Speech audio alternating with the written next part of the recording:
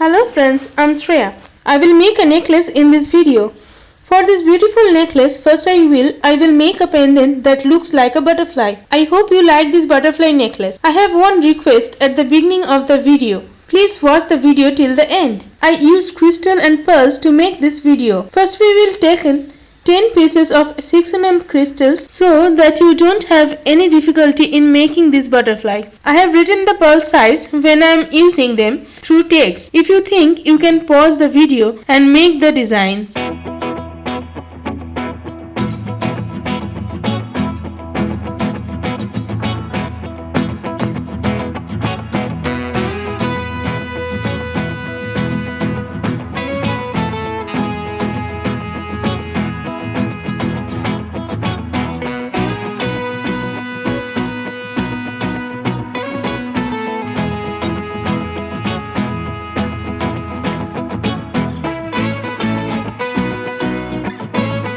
6mm crystal, then took 1 piece egg-shaped pearls bead and again take 6mm crystal. Then I took 10mm pearls, 6mm crystal, then I took 10mm egg-shaped like beads and 6mm crystal. Look a little better so that it is convenient for you to understand. Hope you like this design. By using this butterfly design, you can use it for different purposes apart from the necklace. Like you can use small size beads to make earrings or you can make keyring, etc.